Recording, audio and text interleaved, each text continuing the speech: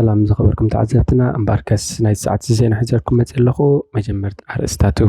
ኣብ ጀርመን ንኽልተ ትሕቲ ዕድመ ኣዋልድ ብኸረዝ ሃረም ኤርትራዊ ንሕልፈት ተፈሪዱ ብሱዳን ድሕሪ ናጽነታ ንፈለማ እዋን ሃገራዊ ምርጫ ከተካይድ እያ ቅልውላው ሱዳን ኣብ እምድርማን ጽዕጽዕ ኪናት ይቐጽል ኣሎ ኣብ ክልል ኣምሓራ ኣብ ክልተ መዓልቲ ሰለስተ ሰብ መዚ ጸጥታ ተቐቲሎምን ካልኦትን ዝብሉ ዜናታት ሒዝና መጺናልኩም ኣለና ሰናይ ምክትታል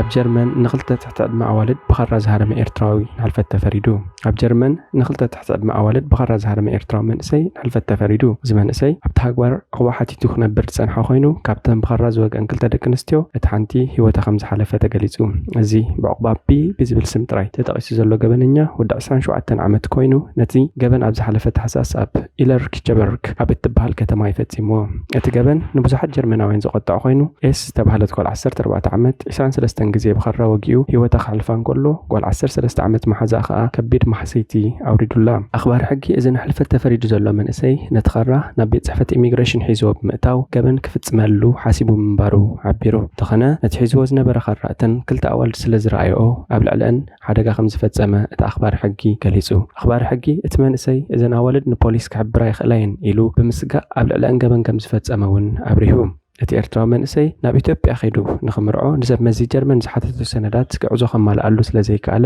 ሰበስልጣን ኢሚግሬሽን ተበሳጭ ምንባሩ እቲ ኣኽባሪ ሕጊ ገሊጹ እቲ ኣብ ደቡብ ጀርመን ዝርከብ ቤት ፍርዲ እቲ ገበን ኣዝዩ ከቢድ ምዃኑ ብምግላጽ ገበነኛ 15 ዓመታት ምስ ተኣስረ ብኣመክሮ ናይ ምውፃእ ዕድሉ እውን ኣዝዩ ጸቢብ ከም ዝኾነ እዩ ገሊጹ እዚ ብዕቁባ ቢ ዝተባህለ ገበነኛ ኣብ 2015 እዩ ናብ ጀርመን ኣትዩ ዕቁባ ቢ ቅድሚ 9 ኣዋርሕ ቋንቋ ጀርመን ተማሂሩን ስራሕ ጀሚሩ ምስ ሕብረተሰብ ጀርመን ተዋሂዱ ክነብር ዝጸንሐን ሁድ ስብእናን ዝነበረ ሰብ ምዃኑ ንጉዳዩ ክርኢ ዝጸንሐ ቤት ፍርዲ ገሊጹ ዕቁባቢ ናብ ቤት ፍርዲ ኣብ ዝቐረበሉ በቲ ዝፈጸሞ ገበን ከም ዝተጣዕሰ ብምግላጽ ንስድራ ግዳያት የቕሬታ ሓቲቱ ዕቁባቢ ናይ ይግባይ መሰሉ ዝተሓለወ ኮይኑ ሕቱ ቅቡል ኮይኑ እንተዘይተረኺቡ ግን ኣብ መንጎ ማእሰርቱ ናብ መበቆል ሃገሩ ተመሓላሊፉ ክወሃብ ከም ዝኽእል ኣኽባሪ ሕጊ ገሊጹ እቲ ኣብ ልዕሊ እዘን ትሕቲ ዕድመ ኣዋልድ ዝተፈጸመ ገበን ኣብ ብዙሓት ሰባት ቁጥዕ እኳ እንተኣላዓለ ስድራ ዘን ግዳያት ግን እቲ ኣብ ልዕሊ ደቀም ዝተፈጸመ ገበን እቶም ጸረ ስደተኛታት መርገጽ ዘለዎም ወገናት መጋበሪ ፖለቲካ ኣጀንዳኦም ክገብሮ ፍቃደኛታት ከም ዘይኮኑ ገሊጾም እታ ቤት መጥቃዕቲ ኸራ ስሞተት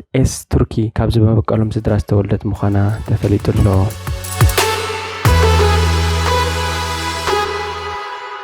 ደቡብ ሱዳን ድሕሪ ናጽነታ ንፈለማ እዋን ሃገራዊ ምርጫ ከተካይድ እያ ፕረዚደንት ደቡብ ሱዳን ሳልቫኪር እቲ ነዊሕ እዋን ተደናጊዩ ዝጸንሐ ምርጫ ሃገር ከምቲ ዝተመደበሉ ኣብ ዝመጽእ ዓመት ክካየድ ምዃኑ ገሊጹ ኣብቲ ሃገር ናጽነታ ካብ ትረክብ እንድሕር ንፈለማ እዋን ዝካየድ ምርጫ ዳግማይ ክወዳደር ምዃኑ እውን ፕረዚደንት ኪር ኣፍሊጡሎ ዛጊት ከም ዝወዳደሩ ዝገልጹ ካልኦት ሕጽያት እኳ እንተዘየለዉ ቀዳማይ ምክትል ፕረዚደንት ሪክ ማቻር ክወዳደር ትጽቢት ይግበር እቲ ተወላዲ ብሄረ ዲንቃ ዝኾነ ሳልቫኪር ደቡብ ሱዳን ድሕሪ ነዊሕ ኩናት ሓዳድ ኣብ 2011 ናጽነታ ካብ እትረክብ ጀሚሩ ፕረዚደንት ኮይኑ ክመርሕ ዝጸንሐ እዩ እንተኾነ ግን ድሕሪ ናጽነት እውን ኣብቲ ሃገር ግጭት ቀጺሉ እዩ ኣብ 2013 ኣብ መንጎ እቲ ፕረዚደንትን ቀንዲ ተቐናቃኒኡ ዝኾነ ማቻርን ዝተፈጥረ ምስሓብ ናብ ኩናት ሓድሕድ ኣምሪሑ ነይሩ ክልቲኦም መራሕቲ ኣብቲ ሓርነት ኣንጻር ሱዳን ዝተኻየደ ቃልሲ ብጾት ኮይኖም ተቓሊሶም ነይሮም እዮም ዋላ እኳ ማቻር ኣብ ዝተፈላለየ እዋናት መርገጺኡን ደገፉን ይቕየር እንተነበረ ኣብ 2013 እቲ ምክትል ፕረዚደንት ዝነበረ ተወላዲ ብሄረ ንዋር ዕልዋ መንግስቲ ከካይድ ፈተኑ ብዝብል ሳልቫኪር ካብ መዝነቱ ተሰናቢቱ ንሱ ግን ነቲ ክስብ ብምንጻግ ናብ ዕጥቃዊ ተቃውሞ ኣትዩ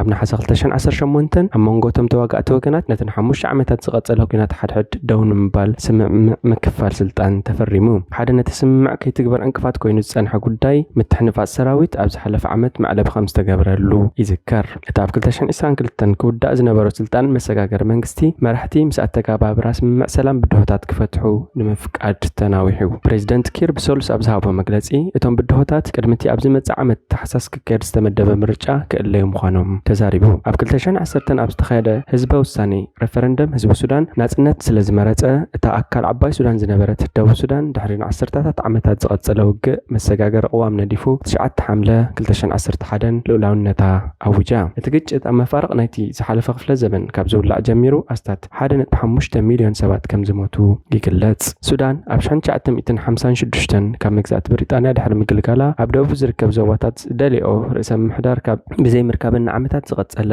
ቀዳማይ ሓልሕዳዊ ውግእ ተኻይዱ ነይሩ እዩ። ኣብ 1969 ኮሎኔል ጃዕፈር ኒሜሪ ብዕልዋ ናብ ስልጣን ምስ ደየበ ኣብ 1972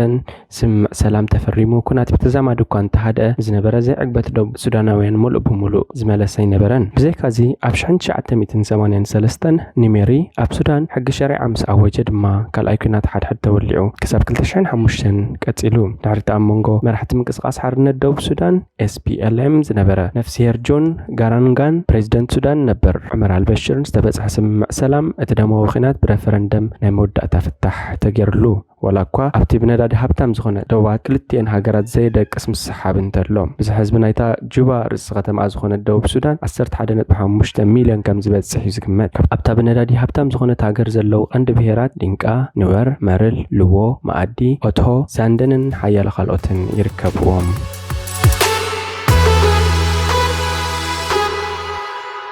ቅልውላው ሱዳን ኣብ እምዱርማን ፀዕፅዕ ኪናት ይቕጽል ኣሎ። ኣብታ መዳወብቲ ካርቱም ዝኾነት ከተማ እምዱርማን ፀዕፅዕ ኪናት ይቕጽል ከም ዘሎ ነበርቲ ገሊፆም። እቶም ነበርቲ ንዝሓለፈ ሓደ ሰሙን ብኸበድቲ ብረት ደብዳብ ነፈርትን ፎኮስቲ ብረትን ተሰኒዩ ብዝካየድ ዘሎ ኪናት ኣዝዮም ከም ዝረዓድዮም ዝገልጹ። ንመብዛሕትኡ ክፋል ካርቱም ተቋጻጺሮም ዝነበሩ ብጀነራል መሐመድ ሓምዳን ዳጋሎ ዝምርሑ ሰራዊት ወሃቢ ህጹጽ ደገፍ ነፋሪት ውግእ ሰራዊት ሱዳን ሃሪሞም ከም ዘውደቑ ተፈሊጡሎ። ነቲ ብፓራሾት ምስ ወረደ ዝሓዝዎ ኣብራሪታ ነፋሪቱን ኣሲሮም ኣለዉ። ተንተንቲ እቲ ከባቢ ብጀነራል ዓብዱልፋታሕ አልቡርሃን ዝምርሑ ሰራዊት ሱዳን ንሰራዊት ወሃቢ ህጹጽ ደገፍ ካብ እምዱርማን ናብ ምዕራብ ሱዳን ዝራኸብሉ መስመር ንምብታኽ ይዋግኡ ከም ዘለዉ እዮም ዝገልጹ። ኣብ ምዕራብ ሱዳን ኣብ እትርከብ ዞባ ዳርፉር ዓረባውያን ሚሊሽያታት ዓረብ ንዘይኮና ስድራቤታት የጥቅዑ ከም ዘለዉ ዝግለጽ ዘሎ። ኣብ ሱዳን ኣብ መፋርቕ ሚያዝያ ኣብ መንጎ ሰራዊት ሱዳንን ሓይልታት ወሃቢ ህጹጽ ደገፍን ዝተጀመረ ኩናት ንመላእ ሱዳን ናብ ምሉእ ሕንፍሽፍሽ ኣትይዋ ይርከብ። ካርቱምን እምዱርማንን ከቐንዲ ማእከል ስሕበት እቲ ኩናት ኮይነን ክልቲኦም ተጻረርቲ ሓይልታት ኣብ ክልቲአን ከተማታት ላዕለዋይ ኢድ ንምሓዝ ናብ ዓውደ ኩናት ቀይሮምን ኣለዉ።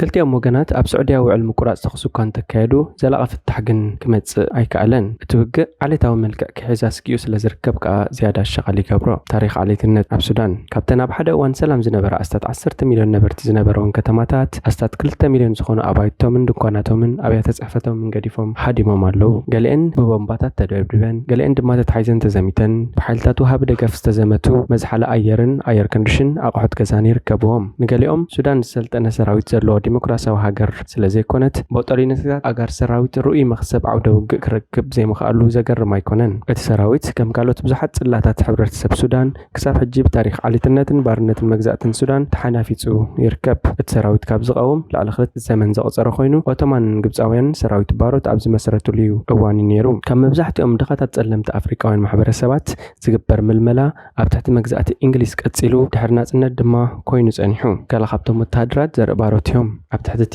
ንኣስታት 30 ዓመታት ዝጸንሐ ምሕደራ ፕሬዚደንት ነበር ዑመር አልበሽር ጸለምቲ ኣፍሪቃውያን ኣብ ወተሃደራዊ ኮሌጅ ሱዳን ሳሕትዮም ተቐባልነት ዝረኽቡ ነይሮም። ብርእሲኡ እቶም ኣመልከቲ ብሄሮም ክጠቕሱ ይግደዱ ነይሮም። ከም ውጽኢቱ ድማ ውሕዳት ጥራዮም ናብ ላዕለዎት ሓለፍቲ ጽፍሒ ደይቦም። እቲ ሰራዊት ብዓብዩ ኣብ ትሕቲ ቁጽጽር ጀነራላት ካብቶም ምስ ግብፂ ዝዳውብ ምሁራት ዓረብን ኑብያን እዩ። ወተሃደራት ኣብ ወርሒ ካብ $11 ክሳብ $16 ጥራይ እዩ ዝኽፈሎም። እዚ ድማ ብኣንጻር ናይቶም 80 ሚእታዊት ብቁጠባ ብምቁጽጻር ኩባንያታትን ፋብሪካታትን ብምቋም ንነብሶም ዝሃብተሙ ጀነራላት ምዃኑ ንሓፂር እዋን ኣብ ስልጣን ዝጸንሐ ሲቪላዊ ቀዳማይ ሚኒስተር ሱዳን ዓብደላ ሐምዶክ ይገልጽ። ብሰንኪ ትሕቶሞስ ገለ ወተሃደራት ክሳብ ናብቶም ምልሻ ከም ዝጽምበሩ እዩ ዝግለጽ። ኣብ ሓደ እዋን ብዙሕ ገንዘብ ኣብ ጎድኒታ ኣብ የመን ዝነበረ ጥምረት ስዑዲ ኢማራት ዝወፈረ ሓይሊ ተሰሊፎም ነይሮም። ኣዛዚ ሰራዊት እቲ ምልሻ መሐመድ ሓምዳን ሕሜቲ ዳጋሎ ሓይልታቱ ኣብ 2017 ዕደና ወርቂ ሱዳን ከምኡውን ዶብ ጫድን ሊብያን ምስ ተቆጻጸሩ ዓብዪ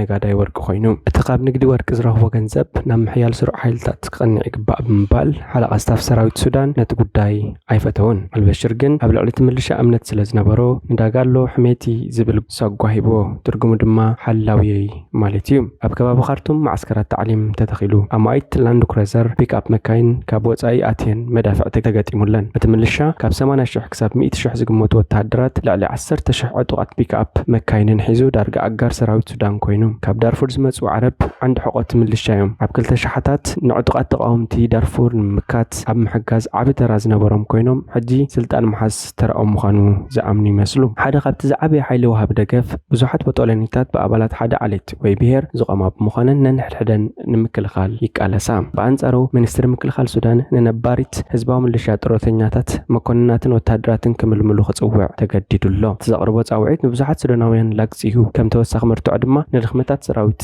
ርዮም እዮም እቲ ኹንነት ግን ሰራዊት ሱዳን ኣብ ክንዲ ባዕሉ ኹናት ዘካይድ ካብ ነዊሕ እዋናት ሒዙ ኣብ ምልሻታት ዝምርኮስ ምንባር እዩ እዚ ድማ ኣብቲ ንዓሰርተታት ዓመታት ዝቐጸለ ደቡብ ሱዳን ኣብ 2011 ናጽነታ ምስ ረኸበት ዝተዛዘመ ኹናት ሓድሕድ ከምኡውን ኣብ ዝቐረበ እዋን ኣብ ዳርፉር ምልሻታት ዓረብ ጃምላዊ ቅትለት ፈጺሞም ተባሂሎም ዝተኸሰስሉን ይጥቀሱ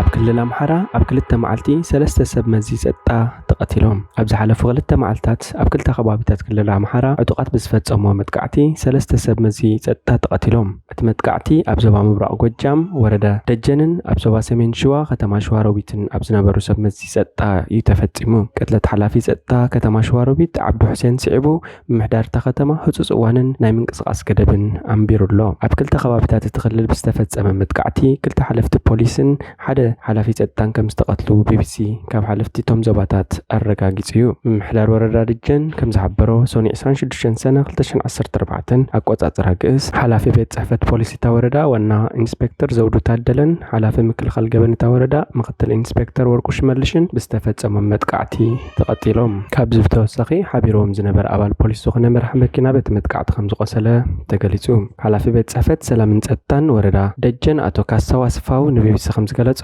እቲ ቅትለት ዝፈጸመ ውልቀ ሰብ ኣባል ፍሉይ ሓይሊ እቲ ክልል ዝነበረ እዩ ብተመሳሳሊ ሶሉስ 27 ሰነ 2015 ዓመተ ምህረት ግእዝ ኣብ ክልል ኣምሓራ ዞባ ሰሜን ሸዋ ኣብ ትርከብ ከተማ ሸዋሮቢት ላዕለዋይ በዓል መዚ ዝኾነ ኣቶ ዓብዱ ሓሰን ብዝተፈጸመ መጥቃዕቲ ከም ዝተቐተለ ተገሊጹሎ ሓላፊ ጸጥታ ምሕዳር እታ ከተማ ኣቶ ዓብዱ ሓሰን መንነቶም ብዘይተፈልጡ ሰባት ከም ዝተቐትለ ምሕዳር ከተማ ሸዋሮቢት ኣብ ማሕበራዊ ሚድያ ገጹ ሓቢሩ ነቲ ቅትለት ስዒቡ ግዝያዊ ኮማንድ ፖስት እታ ከተማ ኣብ ዘውፅኦ መግለጺ ኣብ ሸዋሮቢት ከቢድ ጸገም ጸጥታ ክፍጠር ጻዕሪ ይግበር ከም ዘሎ ምልክታቱ ይረኣዩ ከም ዘለዎ ብምጥቃስ ሓለዋ ጸጥታ ንምሕያል ዝተፈላለዩ ገደባት ከም ዘንበረ ሓቢሩ በዚ መሰረት ንዘይተወሰነ እዋን ካብ 12 ሰዓት ወይ ድማ ኣጋ ግዜ ጀሚሩ ዝኾነ ዓይነት ምንቅስቓስ ሰባትን ተሽከርከርትን ዝተኸልከለ ኮይኑ ኣገልግሎት ወሃብቲ ትካላት እውን ኣገልግሎት ከይህቡ ገደብ ተገይሩሎም ኣሎ ክልል ኣምሓራ ብዛዕባ እቶም ዝተፈጸሙ ቅትለታትን ዝተወስደ ስጉምትን ዝበሎ ነገር የለን ሓላፊ ሰላምን ጸጥታን ወረዳ ደጀን ኣቶ ካሳው ኣስፋው ነቶም ምስ ፈተና ሻም ናይ ክፍሊ ተምሃሮ ተታሒዙ ካብ ዝነበሮም ስራሕ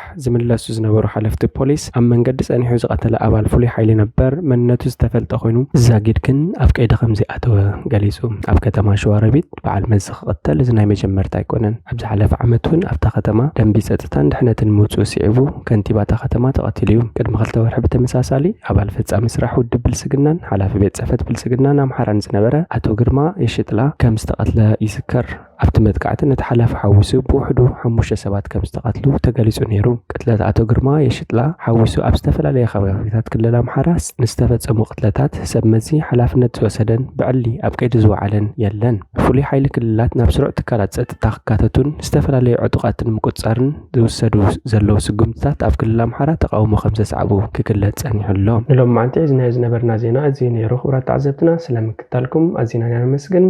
ሰላም